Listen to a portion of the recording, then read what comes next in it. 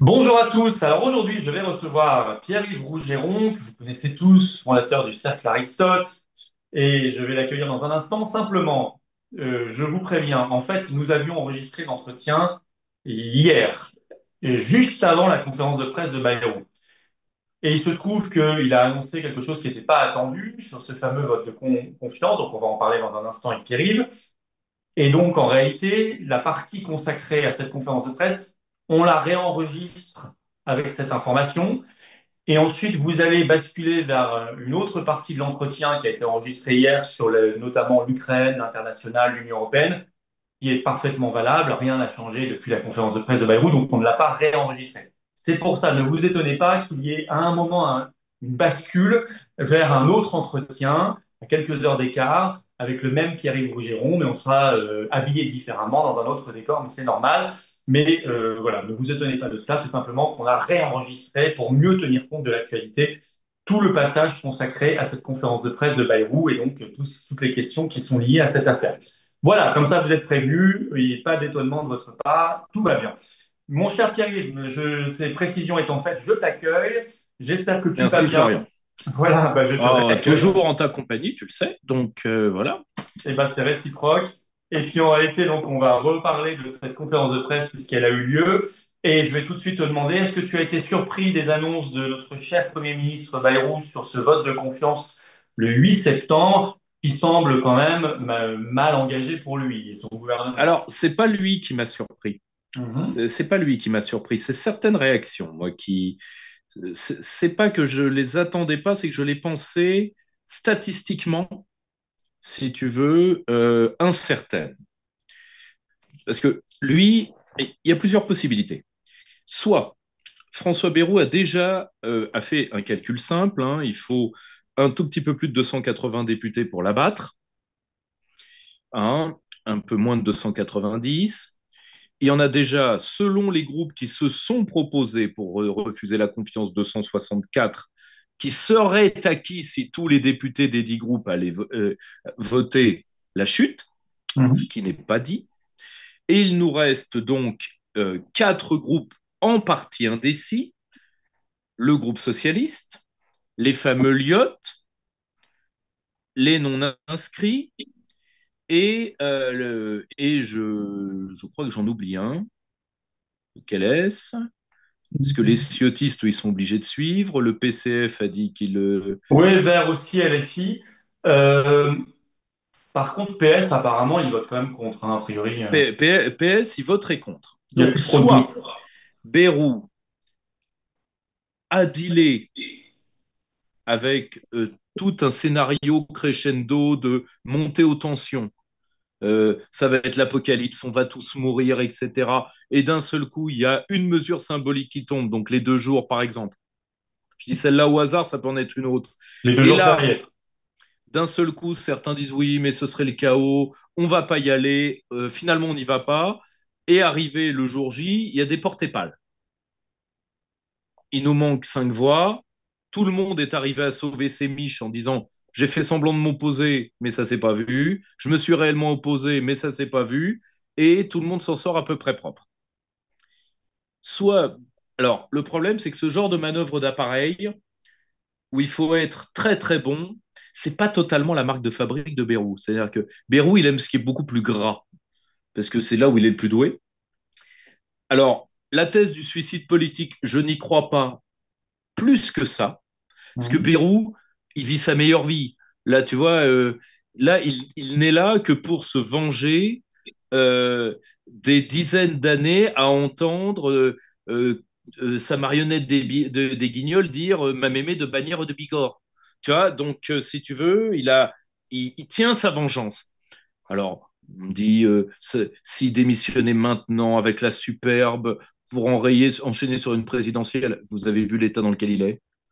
Enfin, moi, je veux bien que le personnage soit extravagant, mais tout de même, gardons des limites. Oui, il paraît qu'il se prendrait un petit peu pour Pierre Mendès France, hein.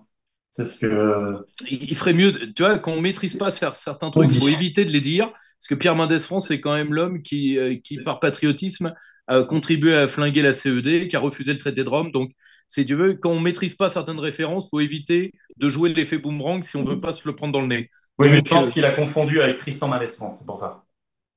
C'est oui, plus à son niveau. le professeur en humanité numérique.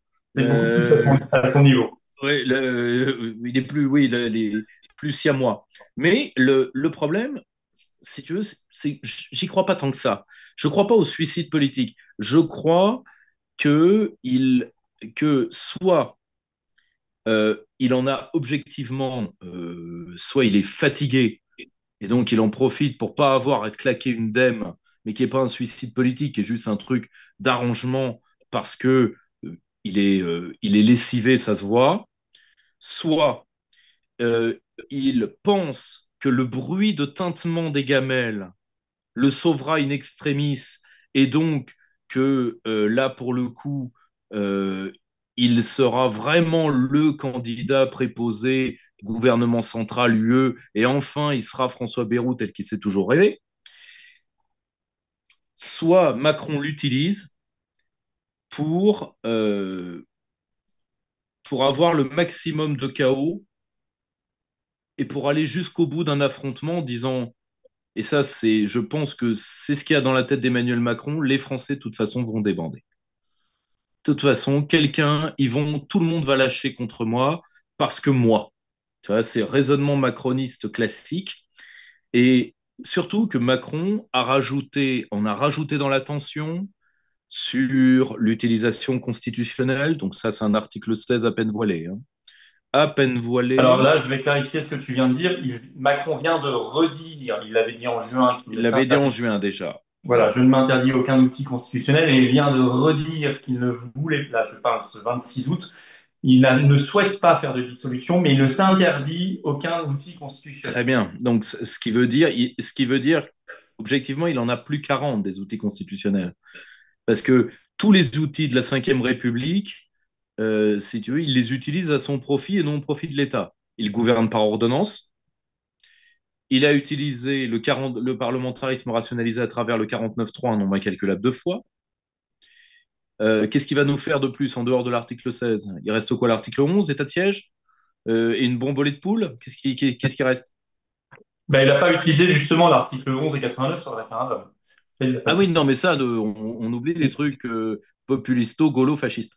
Ça, il l'a pas Donc, fait. non, non, je te parle de trucs qu'il aime, quoi, la matraque. Tu vois, qu'est-ce qui reste dans la matraque? Ce qui est normal qu'il y ait ça dans une constitution, hein, je fais pas du tout d'angélisme. Je dis juste que on ne prend pas un grand costume pour un tout petit mec. C'est tout. Et que malheureusement, une constitution, c'est un grand costume et il faut éviter d'y mettre des petits mecs. Là, on a un petit mec dangereux. Donc, il serait dangereux avec un pistolet à grenaille, donc avec une constitution, je vous laisse Ben deviner alors quoi. justement, alors là c'est intéressant parce que, donc, partons du principe que le 8, ce qui quand même semble se dessiner, Bayrou et son gouvernement tombent. Ouais. Article 49.1 de la Constitution, vote de confiance, ils doivent démissionner. Alors, rien ne l'oblige à dissoudre, hein, Non, non, pas du tout. constitutionnellement. Non, non, non, pas du tout. Rien ne l'oblige. Alors, justement, on voit là depuis 24 heures, depuis l'annonce de cette conférence de presse, que le personnage de plus en plus au centre, c'est même plus trop Bayrou parce qu'on parle déjà un peu de lui au passé. Oui, tout à fait. C'est Macron. Bien Et sûr. je voudrais savoir ton opinion parce qu'un sondage vient de sortir là, Elab, et le débat Copé, alors Copé on s'en fout, mais c'est bon, c'est une tribune dans le Figaro qui vient de sortir, il demande sa démission. Mélenchon dépose, on va en reparler, une nouvelle motion de destitution le 23 septembre à l'Assemblée nationale. Le mot démission quand même est un peu partout, ça monte, ça monte. Euh, Non. 69%, 67% des Français, ça vient de sortir, sont pour sa démission. C'est encore plus élevé qu'en décembre dernier, quand Barnier avait été censuré. C'est 5 points de plus. Et 69% sont pour la dissolution de l'Assemblée nationale. Mais on sent qu'il est nu, voilà, il est seul à affronter le truc. Bon, Macron est là. Est-ce que tu penses que l'après 8 septembre, immédiatement, qu'est-ce qui va se passer? Est-ce que Macron va, essayer de nommer un nouveau Premier ministre pour gagner encore quelques semaines, mais il va y avoir le mur budgétaire, très vite. Ou Tout à deux, fait. dissolution de l'Assemblée nationale, mais il vient de dire qu'il voulait pas le faire. Ce Et, ne sera pas la première fois qu'il se reprendrait lui-même de voler, hein. ou trois, si on arrive à saturer le débat public du mot démission, là, dans les jours, les semaines qui viennent, il n'aura plus le choix, il va partir. ou voire être destitué, bon, on va en reparler. Ou 5, est-ce qu'il va, après une dissolution ou immédiatement, aller vers les pleins pouvoirs et l'article 16? Mais est-ce que tu arrives à voir ce qui va se passer? Parce que là, on va être C'est très simple. tout ça va se mêler Essayons. avec le débat budgétaire. Essayons. Si tu veux, il faut coupler ça avec la journée du 10 septembre.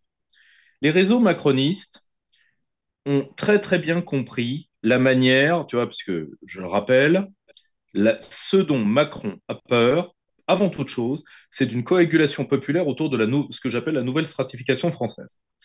C'est-à-dire la nouvelle stratification française, tu as la petite fonction publique, le petit entrepreneuriat, artisans, commerçants, paysans, ouvriers, salariés, en coagulation d'intérêts, parce que ce sont leurs intérêts. Et ceux qui ne me croient pas parce qu'ils veulent maintenir une guerre publique-privée qu'à un autre âge, je leur rappelle quand même que le vote aujourd'hui national, c'est un quart des profs. Des Mhm. jeunes profs, c'est un quart. Donc, à un moment, il faut éviter qu'une partie des gens socialisés à droite, ou des gens socialisés à gauche d'ailleurs, plaquent des schémas des années 60. Sortons, sortons, sortons. Face à ça, tu as l'alliance d'une partie de la haute fonction publique, très nettement, et des salariés à statut des grands groupes privés. Mhm. Tu me diras, ils sont pas assez nombreux en nombre. Attention, ils ont leur classe d'affidés. Ça équivaut à peu près 20 à 30% de la masse de technogestionnaires dont le système a besoin. Ça, plus leurs affidés, leurs gens, leurs adoptés, leurs obligés, et bien malheureusement, plus une part non négligeable des retraités, qui impliquent dans ceux qui sont des suiveurs, mais qui appartiennent à ce groupe-là, eh bien, ça te fait, pour l'instant, des majorités électorales. Pour l'instant. Bon. Donc, si tu veux, la grande peur de Macron, c'est cette coagulation. Et donc, pour éviter cette coagulation, il faut au maximum parler entre autres de Mélenchon, parce que Mélenchon a un aspect absolument repoussoir sur toute une partie de la France qui travaille, parce qu'il les spolie, parce qu'il les insulte. Donc, ça va vite. Et en plus, parce qu'ils estiment que quand ils voient partir leur gamin la peur au ventre pour éviter de se prendre un coup de couteau en boîte de nuit, ils estiment que c'est bien fait et que c'est de leur faute. Donc ça, si tu veux, mieux vaut faire parler Méluche, on en est à peu près certain. Point 1. Point 2, ils ont instillé que le mouvement des Gilets jaunes était un mouvement d'une partie de déclassés, de marginaux de la population qui voulaient parasiter la France qui travaille. Tous les médias macronistes depuis les Gilets jaunes travaillent à créer ce mythe complaisamment relayé par une partie de la France insoumise. Or, et donc, pour éviter que les petits patrons se disent ah non, non, moi je ne vais pas manifester le 10, je ne vais pas manifester avec des gens qui veulent me taxer encore plus. Je suis taxé à 60%. Donc, si tu veux, euh, le but, c'est de créer une méfiance sociale ubiquitaire, c'est-à-dire que la petite fonction publique pense qu'une part du petit entrepreneuriat, ce ne sont que des fachos, et de l'autre, que les gens qui appartenaient anciennement au groupe de gauche sont des partageux couteaux entre les dents. Pour éviter cette coagulation, comme Christophe Guilly, il avait le voyait lui à titre géographique et pas à titre social, parce que là, pour le coup, le système tombe. Il tombe numériquement. Mhm. Donc Macron vit dans cette crainte-là. Et d'ailleurs, son seul argument pour se représenter était de dire à l'oligarchie française, je vous protège de ces gens. Et d'ailleurs, c'est le discours qu'il a tenu tout l'été à travers ses réseaux. Moi ou le chaos? Le chaos, c'est nous. Bon, on a tout compris. Donc, si tu veux, aussitôt que son gouvernement tomberait, il va dire, voyez, le chaos l'a emporté, mais moi, ça, on lui fait confiance. Il va se servir du 10 avec des images bien trouvées que d'ailleurs la France insoumise va lui donner. Potentiellement des dérapages, ça reste à voir. Pour dire, vous voyez, la foule islamo-partageuse est dans la rue. Le recours, c'est Bibi. À partir de là, Et il puis a quelques black blocs bien utilisés, comme d'habitude. ah bah si tu veux, hein, la rue est le théâtre d'expression artistique de ces jeunes artistes désœuvrés. Donc, une fois que tu as ça, pour moi, tu as euh, allez, 5 scénarios. On va commencer par celui qui me plairait le plus, mais je ne le crois pas dans sa psychologie parce qu'il ne le fera qu'à une seule condition. C'est qu'il ait d'ores et déjà un plan sûr et signé pour avoir un poste supranational pour pouvoir se venger de ce pays qu'il déteste tant et de ce peuple qui n'a pas vu son immense génie. Pour l'instant, vu que ses essais, prix Nobel, Commission européenne, pour l'instant tout est un échec, c'est-à-dire que personne ne lui a rien promis, je ne le vois pas, ce qui ne veut pas dire qu'il ne faut pas l'y forcer, hein, Florian. Non, Il non, bien faut sûr. jouer, il joue à dissoudre le moral des Français parce qu'en réalité, il utilise, c'est très simple, hein, Naomi Klein l'avait très bien expliqué, il utilise une simple stratégie du choc, c'est-à-dire il fait un système de dressage symbolique du peuple français pour le démoraliser, pour enfin déprimer, démoraliser, reprogrammer.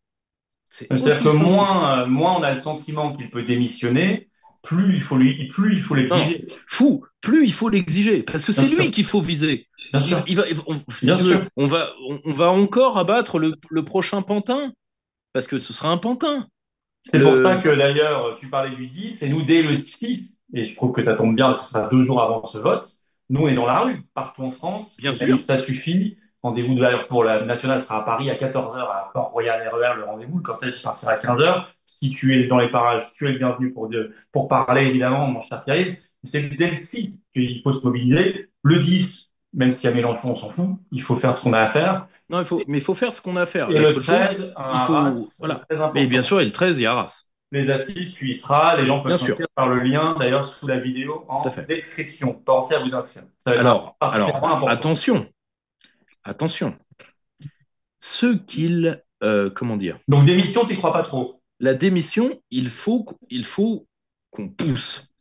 Mais si tu veux, dans sa psyché à lui, comme il n'a pas de scénario de sortie, si tu veux, il est dans un scénario de bunker et de forcené.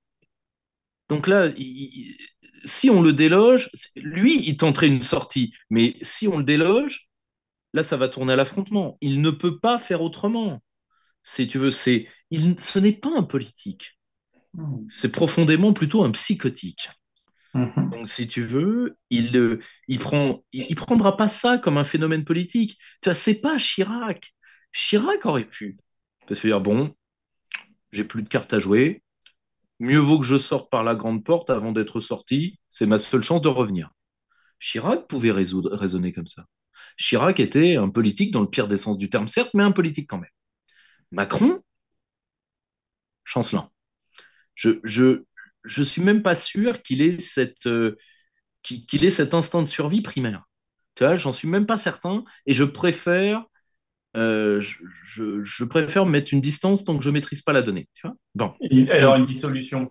Alors, il peut dissoudre avec comme objectif, pour lui, soit de prendre totalement le risque d'avoir d'une courte tête un gouvernement RN qui ne pourrait rien faire parce que entre l'Élysée, la gauche et l'Union européenne, même si certains s'y rallient, ils feront pas plus que les autres. Et donc là, pour le coup, de les doucher avant la prochaine présidentielle, là, objectivement, dans ce scénario-là, l'homme le plus heureux, c'est Philippe. Édouard Philippe. Parce que là, son élection qui déjà, qui ne pourrait être contrecarrée que par une manœuvre interne du gouvernement central, Retailleau, Glucksmann, qui tu veux, ou peu importe, à l'instant T, peu importe. Là, pour le coup, serait très largement avec une déprime de l'électorat populiste, très, très, très clairement. Bon, ok. Oui, il Et je pourrait jouer pense, la carte, je grille le RN, en fait. alors, ouais, mais je pense que ce que Macron lui veut, parce que objectivement, faire un cadeau à Philippe, je vois pas l'intérêt. De la part de Macron, Macron ne veut pas sauver la machine à faire des Macron. Macron Mhm. veut régner, enfin, Macron veut être celui qui tient la seringue de cyanure de potassium avec laquelle on euthanasie la France jusqu'à la dernière minute. Il nous l'a dit et je pense que objectivement, il était très franc. Mhm. Jusqu'à la dernière minute. Je ne le vois pas faire ce cadeau-là à Philippe, parce que mis à part à Philippe, je vois pas à qui ça fait un cadeau. peut-être à Retailleau si tu veux. Enfin, ça fait un cadeau aux éventuels successeurs du grand gouvernement central. Très Mais bien. au passage, ça, je te dis, hein, si les gens voient l'échec du RN parce que le RN est maintenant rallié à l'Union européenne, à l'euro et l'OTAN, ça aide les souverainistes. Et, Ce qui n'est et, pas le ça, but de Macron, et, hein. ça, et ça nous aide, nous. Ça- Alors, non, mais objectivement, si Macron était à son ce premier mandat, n'est pas le il y but de Macron. penserait. Alors que là, objectivement, comme il est dans une optique de terre brûlée, là, pour le coup, même s'il nous fait un cadeau, il le fait pas de gaieté de cœur, Ah non, il le fait malgré lui, ouais. mais il le fait malgré lui. Alors, mais je pense que ce qu'il souhaiterait, même si c'est... Je pense que là où il se projette, c'est tout simplement que nous ayons une assemblée peu ou prou comparable à celle que nous avons là. Mhm. C'est-à-dire une France totalement ingouvernable, et donc Macron, bien obligé de faire appel à ses puissants soutiens extérieurs, et donc de continuer à hâter le processus d'ingouvernementabilité interne pour pouvoir mieux la soumettre de l'extérieur. Ce, au passage, c'est ce, monsieur, comment s'appelle-t-il déjà? euh, Lombard. Pardon? Lombard, c'est ça? Lombard. Ministre de Monsieur, l'économie. monsieur Lombard a failli vendre la mèche.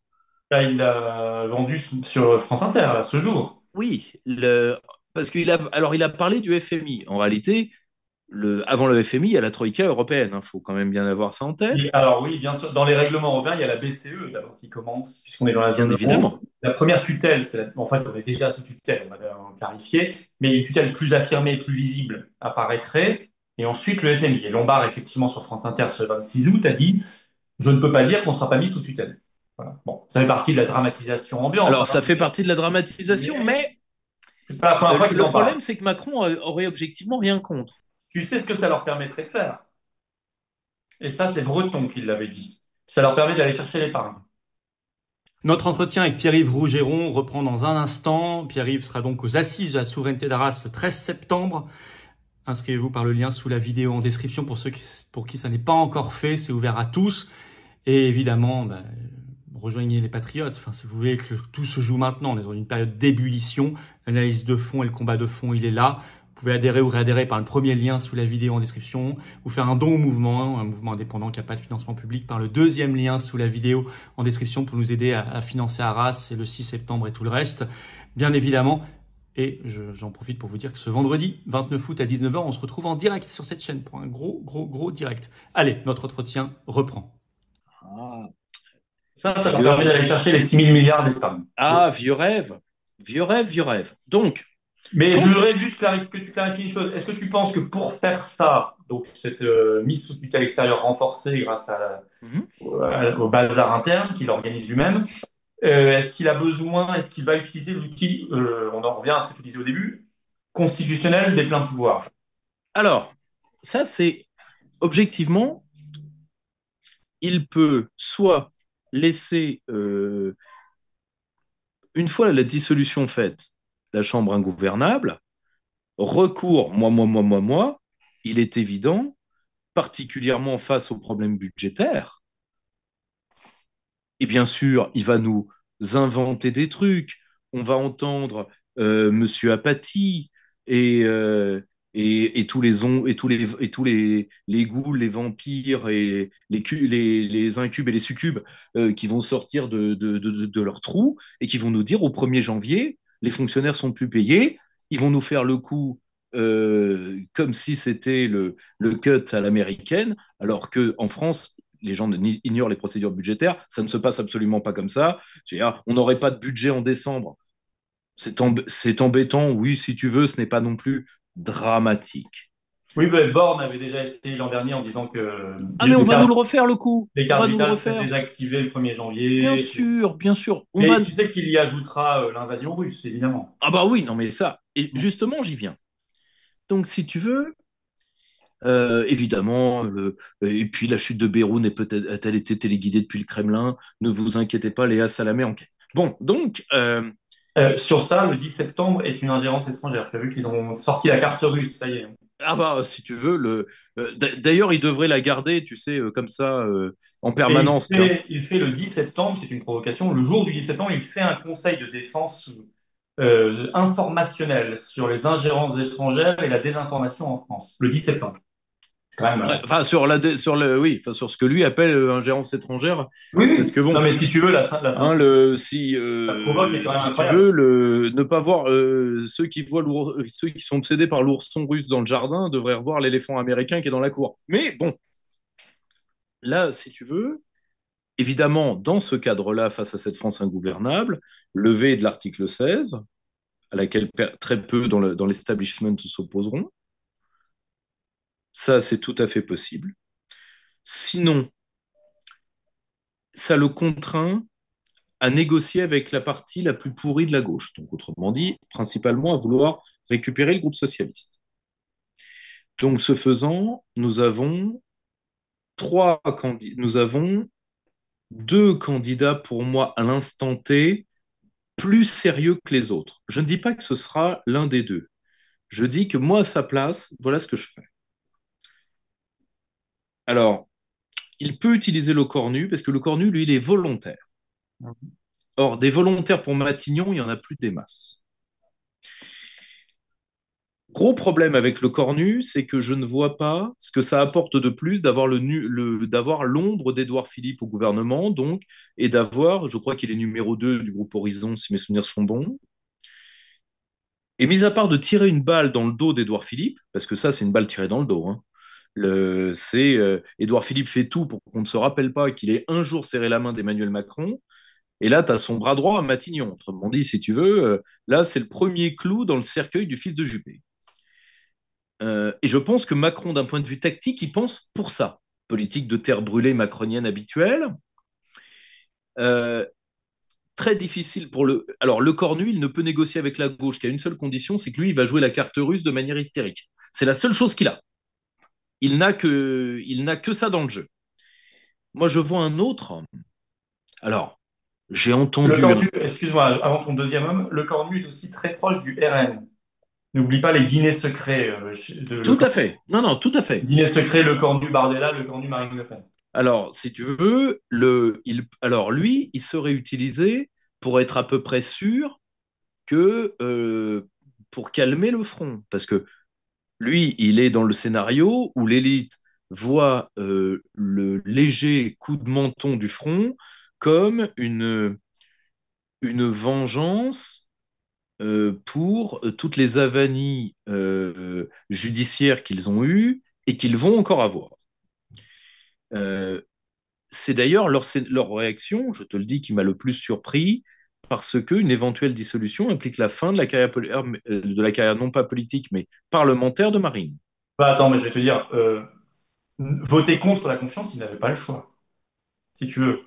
C'est pas comme une motion de censure où on sentait bien qu'il n'allait pas voter la motion de censure. Ouais, mais la confiance, tu as raison, ça, ils n'ont pas le Attendez, choix. c'est lui qui vient en Tu disant as est-ce que vous raison. me faites confiance? Comment veux-tu qu'ils répondent oui? Là, ils sont piégés, ils sont obligés de dire non. Par Ou contre, de pas y aller. oui, ou de pas y aller, mais il va y avoir. Mais je pense qu'ils n'avaient pas le choix. C'est beaucoup plus Je pense qu'ils compliqué. ont tellement de retours en interne du terrain qu'ils se sont dit non en espérant que le reste fasse défaut. Très certainement. Mais là, il va y avoir. Oui, mais tu vas avoir un autre moment où tu vas pouvoir les juger très vite. C'est la motion de destitution le 23 septembre. Nous sommes d'accord. Ça, c'est l'autre Parce scénario que qui m'intéresse. qui les avait bloqués, qui avait bloqué en conférence des présidents à l'Assemblée nationale la motion de destitution fin 2024 par 2 fois? Marine Le Pen. C'est elle qui a refusé que ça vienne, que ce soit débattu en hémicycle. Elle a mis son veto comme présidente de groupe à la Tout à fait. destitution. Mais remettre sur le tapis, là, ça vient de LFI, mais on se moque de qui ça vient. Ça vient, et c'est Mais avec le de toute façon, 23 il septembre, faut on verra. arrêter ce type. Et si on ne peut pas l'arrêter, il faut lui faire perdre du temps. Coûte que coûte. Alors attends, ton deuxième homme, c'est qui, pour qu'on ne perde pas le fil? Mon deuxième homme, parce que pour amadouer, après, ça va dépendre ce que l'oligarchie va vouloir faire. Parce que l'oligarchie, soit elle gagne, là, tu vois, si elle gagne un an, en amadouant le front, ensuite, va falloir quand même que le front soit bien à la deuxième place pour pouvoir lui taper dessus. Donc, va falloir quand même quelqu'un qui casse au bon moment. Ou alors, l'oligarchie décide de récupérer la gauche dans le grand gouvernement central, et donc soit elle nomme une personnalité de gauche qui arriverait à être entendue par une partie de la droite, et là, objectivement, en l'état, je ne vois pas beaucoup, soit elle prend un Chiracien estampillé comme un homme de gauche qui, en plus, a des amitiés avec toute une partie des leaders du NFP. Je pense à Madame Tondelier, par exemple, vu qu'ils se côtoient Ouais, je vois qui. dans le Nord. Je, XB. je pense bien sûr à Monsieur Bertrand, qui en plus a de l'entre-gens, et qui est même dans certaines institutions qui facilitent l'entre-gens, Mais je et croyais que le particulièrement RN, l'entre-gens parlementaire. je croyais que le RN, oui, il est de tous les réseaux, Bertrand. Mais je Alors, il croyais est de que tout. le RN bloqué. Alors, le RN le bloquait, je suis d'accord avec toi, mais objectivement, dans sa configuration à lui, il a des amis jusqu'au groupe communiste, il a des amis au sein du NFP. Il n'a jamais été contre le multiculti, etc. Et à la rigueur, il a une vieille rengaine laïcarde Grand Orient. Monsieur Mélenchon tenait la même il y a encore quelques années, et il peut tout à fait la mettre en sourdine au contact du très multiculti Emmanuel Macron. Ça ne va pas être si évident que ça de le nazifier pour Monsieur Mélenchon. Et puis Monsieur Mélenchon aura déjà fait son tour de piste. Donc, Ah si tu ouais. veux, et surtout, le front aura, un, déjà fait son tour de piste lui-même, et deux, le front va vouloir ruer dans les brancards, mais point trop n'en faut, parce que il faut rentrer dans le rang pour avoir une candidature totalement conforme. Ça se voit d'ailleurs dans les éliminations de circonscription. Je crois avoir entendu il n'y a pas longtemps, par exemple, l'élimination des proches de Gilles Rémy ou de gens comme ça. C'est-à-dire tous les gens qui euh, on pouvait dire ces gens-là voulaient la paix, alors on les a liquidés, par exemple. Bah, tout ce qui est Frexiteur, souverainiste, authentique, etc. Soit ils Tout, se font tout, élire et ils se taisent. Je vais pas donner de nom, je vais pas être méchant. Enfin bon, on nous a promis on nous a annoncé des souverainistes soi-disant élus. RN en juin 2024, on les entend plus, hein, un an plus tard. Ils n'ont servi à rien. Soit ils sont éliminés avant. Voilà. donc, si tu veux, Purge. le problème, c'est ils vont pas ruer dans les brancards énormément, hein. Surtout que, objectivement, s'il y a dissolution, euh, ce sera l'un des derniers coups d'éclat euh, préélectoral, parce qu'à un moment ou un autre, il faut entrer en campagne. Donc, ils vont pas vouloir, euh, vu qu'ils n'ont pas de stratégie, ils vont pas pouvoir. Tu peux mettre le bordel à une condition, c'est que tu le fasses pour une raison, c'est que tu aies tout un plan pour pouvoir secouer le cocotier, mais protéger les Français des tombées de noix de coco. Bien Là, sûr. le problème, c'est que ils vont pas vouloir assumer. Et ce faisant, Monsieur Bertrand, qui est si rond, et puis bon, Monsieur Bertrand a un problème personnel avec Marine Le Pen. Monsieur Bertrand et Monsieur Bardella ne se sont pas encore croisés, que je sache. Ben, on ne sait pas. Oui, tu me diras, il y a des. Et puis surtout, Monsieur Bertrand, qui avait dit un jour qu'il se prostituerait pour un plat de lentilles, que ferait-il pour Matignon? Si tu Bien sûr. veux, et puis Bertrand, il est habitué à ça. Bertrand est l'homme, si tu veux, Bertrand est bien meilleur homme d'appareil que Bérou. Bien Bien sûr. meilleur. Bien sûr. Il a, il peut jouer toutes les cartes, Bertrand. Il y en a même qui, il y en a, il a créé un faux think tank sur la participation pour se dire gaulliste. Enfin, si tu veux, il vendrait des chaussons à un cul-de-jatte. Je rappelle qu'à la base, il est vendeur d'assurance au porte-à-porte. Et tu sais ce que Sarkozy avait dit de lui? Lui, je m'en méfie parce que ce genre de métier, ça rend méchant. Dixit Nicolas Sarkozy, je n'ai rien contre les assureurs au porte-à-porte. Mais le problème, c'est que Bertrand, il peut arriver à retourner une partie des députés RN, je le pense. À la place de Macron, je l'utiliserai lui. Parce que lui, en plus, alors le seul problème de Bertrand, c'est que l'entrée en contrat, la passe coûte cher. Parce qu'il a déjà, faut savoir que Macron lui a déjà fait 2 fois l'offre, C'est que vrai. Bertrand a refusé 2 fois, parce que Bertrand, il est cher. Mais je pense qu'il est l'un des meilleurs candidats pour Macron. Parce que moi, j'ai entendu un bruit aujourd'hui, mais qui, là, pour le coup, je refuse d'y croire, quoi, de sortir l'archer du Sénat.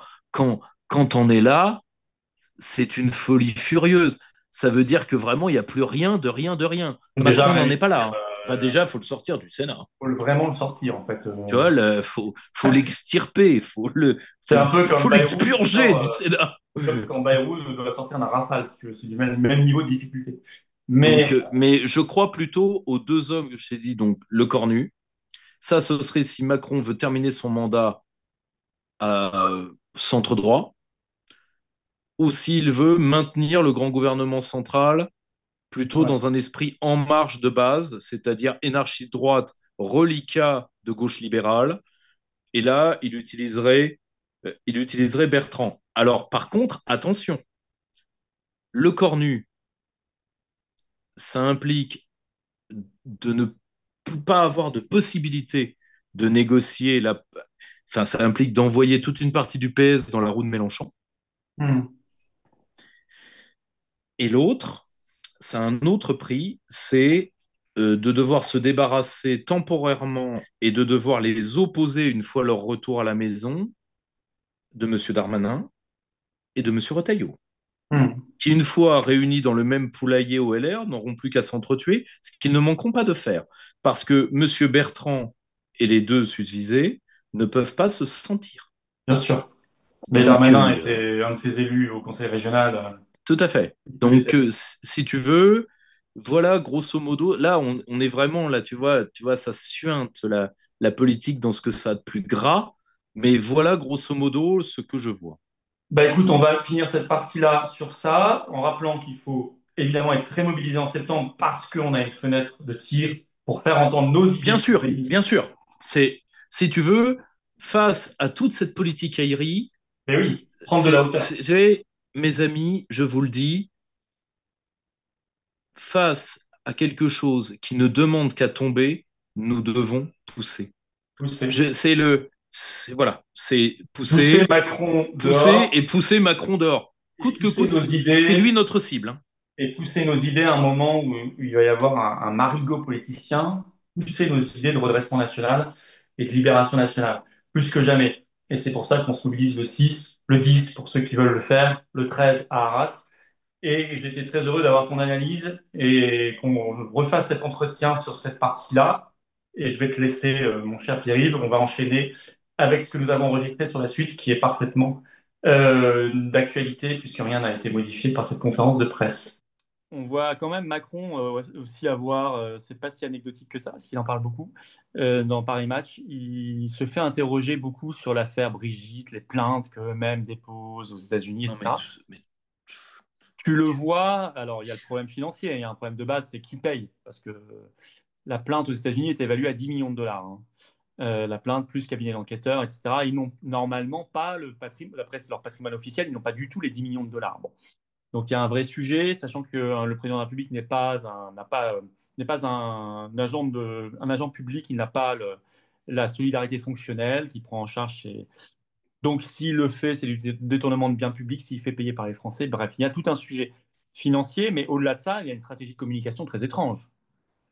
Ah non, C'est-à-dire mais si tu veux, tu le alors sais, diversion, tu le sais, moi, je ne touche pas à cette affaire, même à bout de gaffe. Parce que je veux pas que ça nous retombe de honte oh, mais c'est dessus. lui qui en parle, sans arrêt. Mais là, si tu Je te parle veux, même pas du fond, hein, je te parle simplement de pendant des stratégie années, politique. alors que cette rumeur a des années maintenant. Oui, c'est pour ça que je t'en parle. C'est une stratégie Tu vois, politique bizarre. si tu veux, il veut l'utiliser en disant. Alors, moi, ça me fait marrer quand il dit je vais protéger mon honneur. Ouais, on va falloir frotter. Mais là, c'est maintenant que tu t'en inquiètes. Là, est-ce que t'en fais pas ton honneur, tu l'as flingué tout seul depuis longtemps. Mais là, on utilise ma femme, c'est indigne, c'est inique. Oui, c'est inique. Le problème, c'est que les Français n'aiment pas qu'on s'attaque à la famille. Oui, c'est vrai. La seule chose, c'est que 2 points. Un, leur famille à eux, ça t'a pas arrêté. Et deuxièmement, il n'y a jamais eu de première dame en France. C'est toi qui as créé, en lui donnant un cabinet, etc., tu en as fait une cible. Bravo! Et C'est-à-dire que tu as politisé une fonction non politique. Je veux dire, un mec se serait permis le 10e sur Yvonne de Gaulle, il était crucifié. Et a raison. Parce oui, que Yvonne de Gaulle faisait pas de politique. c'est parce que ça aurait pas été hyper crédible sur Yvonne de Gaulle. Mais Oui, oui, et dans Paris il y a Match, aussi des trucs quand même. dans Paris Match, il parle lui-même de première dame. J'ai jamais entendu un président de la République parler de première dame comme Alors ça. que, je veux dire, cette sale manie a débuté avec François Mitterrand qui a créé un peu et un cabinet pour Daniel Mitterrand. Oui, C'est contre toute la bien tradition sûr, française. bien sûr. Mais, et lui, il parle de première dame. À un moment, son suivisme américaniste devrait quand même, pardonne-moi, devrait, euh, devrait quand même être réécrit par un conseiller en com. Je vais dire pourquoi. Parce que si tu joues au jeu Première Dame, tu vas avoir un petit malin qui va faire des montages photos entre Madame Trump et Madame Macron. Et je suis pas sûr qu'on en sorte totalement gagnant. Donc, je pense quand même que parfois, faut faire, faut éviter quand même de tendre les verges pour se faire battre. Or, là, il y a ce problème financier qui est le seul vrai problème politique pour nous dans l'affaire. Et deuxièmement, à un moment ou à un autre, Il y a un cette sujet de affaire aurait communication. dû être arrêtée dès le début par une communication intelligente qui renvoie les accusateurs vers le ridicule. Le problème, c'est que c'est lui qui parie sur cette affaire depuis des mois, voire des années, pour s'en servir de fumigène. Or, il y a des vraies affaires, Emmanuel Macron, et il y a peut-être une vraie affaire, Brigitte Macron. Ces liens avec LVMH, par exemple, qui m'apparaissent quand même que j'aimerais quand même savoir si j'y suis pas pour quelque chose à titre budgétaire. J'aimerais savoir quand même.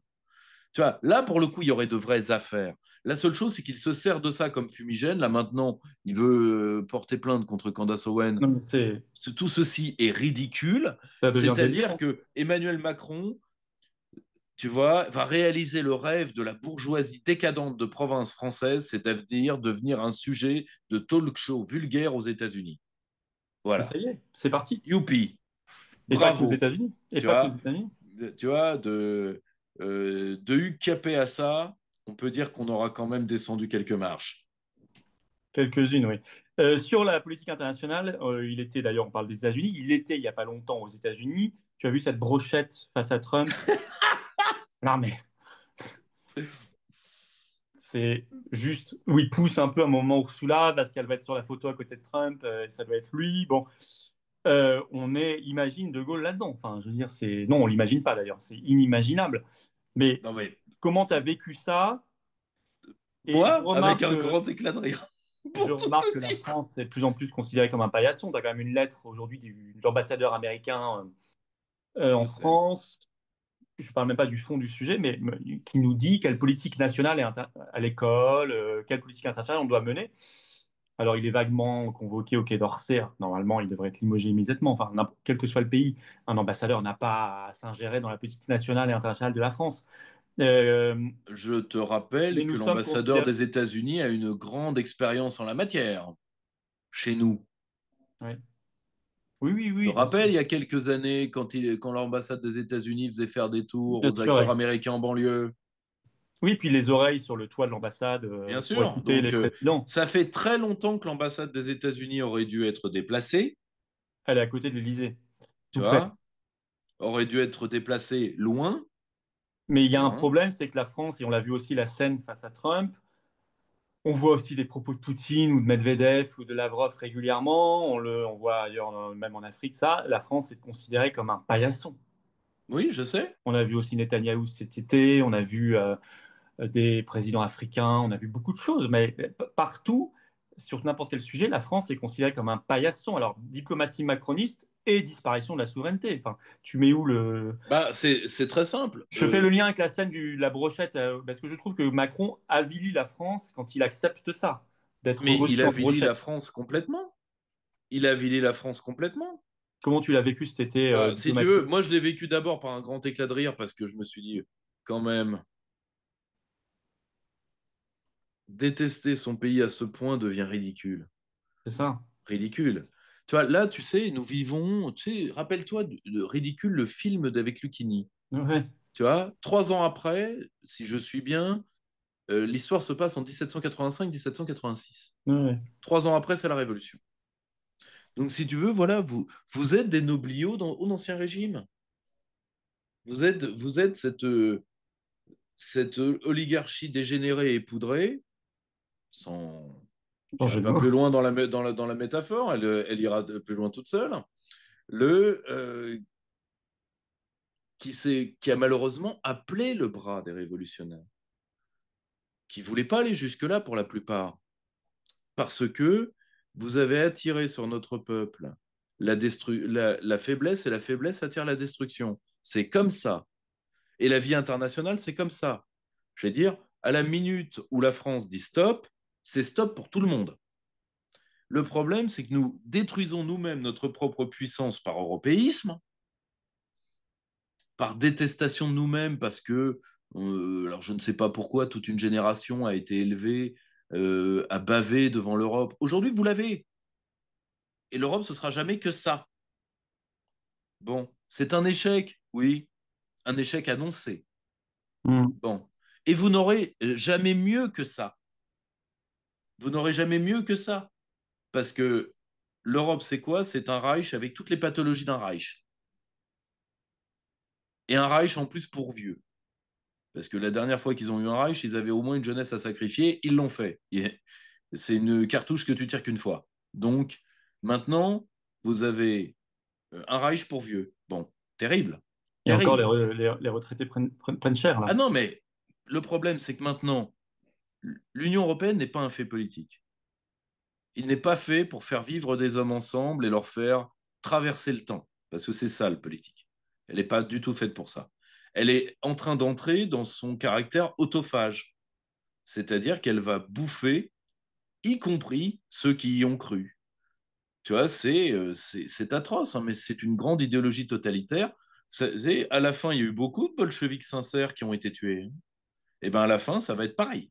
C'est que là, l'Union européenne entre dans son autophagie, comme elle veut, parce qu'elle est consciente de sa faiblesse, que l'Amérique porte son message de destruction au monde. La seule chose, c'est que l'Amérique n'en a absolument plus aucune envie. Voilà, l'imperium mundi leur a coûté trop cher.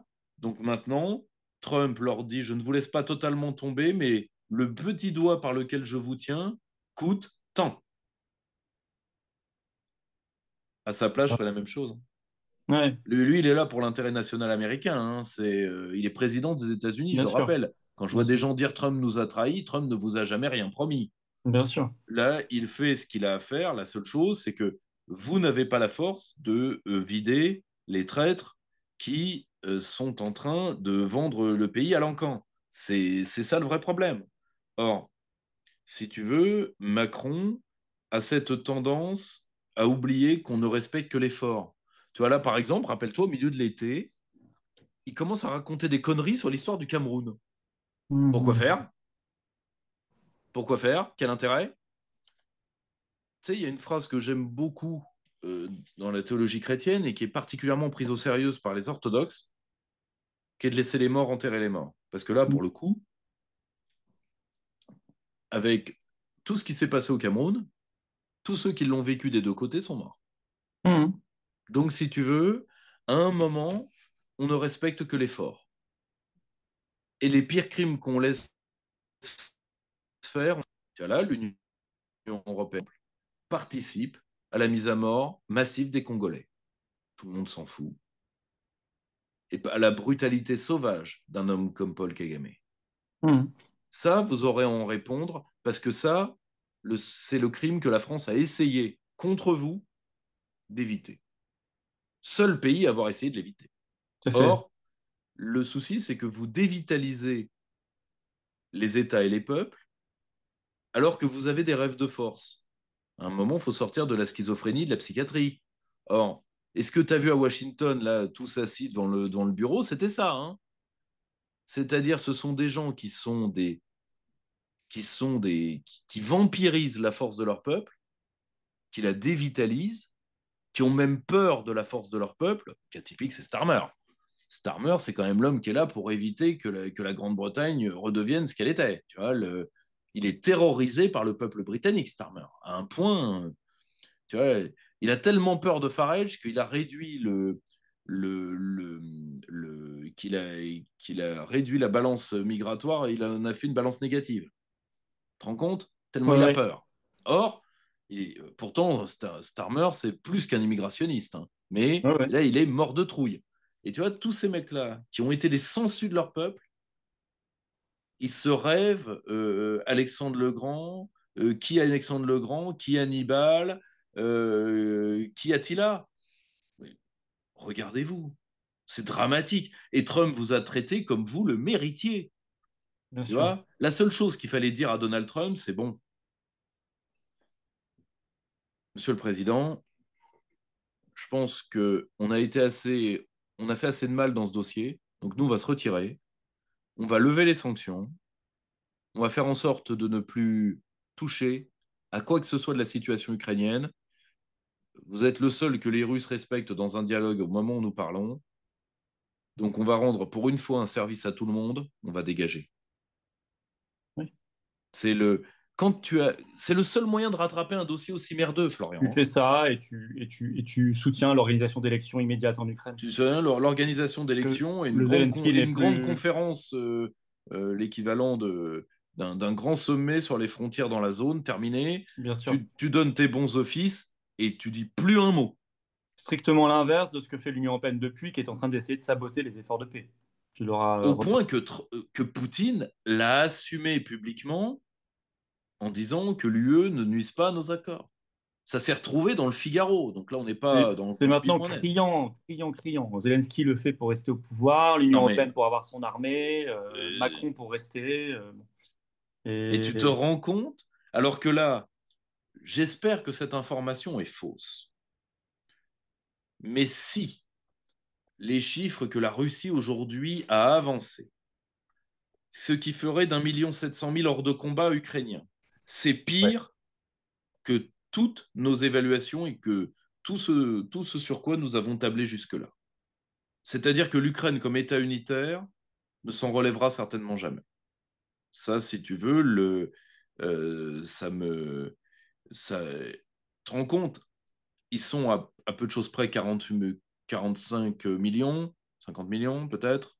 ah non, ils sont, Mais moins que ça maintenant même, hein. mais Moins ils que étaient ça même. 40, ouais, Ouais, ils étaient plutôt 40 ouais. millions.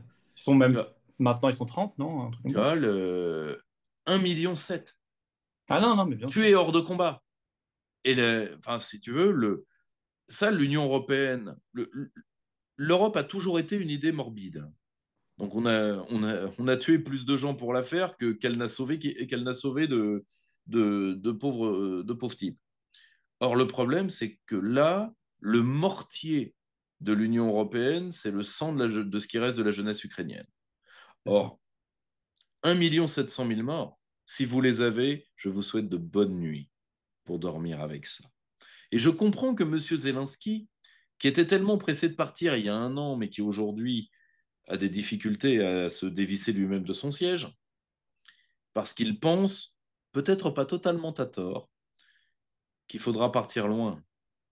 Ouais, ouais. Parce que moi, à titre personnel, je te le dis, le petit merle pourrait se mettre à chanter, et c'est de l'intérêt de personne. C'est-à-dire que tu as une partie du peuple ukrainien qui lui en veut à mort, particulièrement depuis, comme nous l'avions prévu, hein, Romain Bessonnet l'avait prévu, dès le début du conflit. Preuve à l'appui, que quand les saisies de jeunes garçons allaient arriver dans toute l'Ukraine de l'Ouest, ça allait tourner au carnage.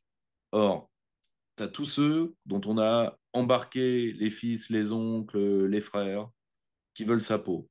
Tu vas avoir une partie des radicaux bandéristes, parce qu'à un moment ou à un autre, si accord de paix il y a, ces hommes devront être soit jugés, soit démobilisés, désarmés à coup sûr, et ils vont pas se laisser désarmer gratos. Une partie des oligarques ukrainiens qui pensent que quand il y en a pour deux, il y en a pour moi. Donc, il n'y a pas de raison qu'une part du gâteau se casse, hein. Ils vont essayer de rattraper les miettes, et on parle de très jolies miettes. Donc, à la place de M. Zelensky, je demanderais quand même des assurances vie solides. Parce que il fait plus l'unanimité. Donc, je comprends tout à fait que ce soit lui, son but, c'est d'arriver dans un pays X, de garder ce qu'il a, d'être protégé à vie et au mieux d'être payé pour faire des conférences, c'est-à-dire grosso modo être Václav Havel et mourir. Tu vois, C'est c'est ça. la seule chose, c'est que je suis pas certain que tout le monde l'entende de cette oreille. Je sais que Starmer, entre autres, a des plans très précis pour sa succession avec le peu de pouvoir qu'a Starmer sur ce dossier, et que pour l'instant, tout le monde est gêné par la négociation. Le seul problème, ce serait si le Kremlin utilise trop son avantage, parce qu'il faut comprendre Vladimir Poutine, son armée a payé le prix du sang, et donc il veut maximiser son avantage et les garanties sécuritaires qu'il peut avoir de la neutralisation militaire de l'Ukraine. Ce qui est tout à fait normal, car l'Ukraine a été utilisée par les Européens comme un flingue sur la tête de Moscou. Donc, je peux comprendre qu'ils transigent absolument pas avec ça. Donc, le but de Poutine, c'est que Trump euh, permette au plan russe, au sein de la négociation, de se développer au maximum. Trump, lui, va être pressé par l'épée dans les reins qui est les élections de mi-mandat. Je vais d'ailleurs te le démontrer facilement. Rappelle-toi de la vidéo. Trump a fait un truc génial. Génial. Rappelle-toi. Il parle à la presse parce qu'il venait de parler à Poutine. Les autres attendaient derrière comme des glands.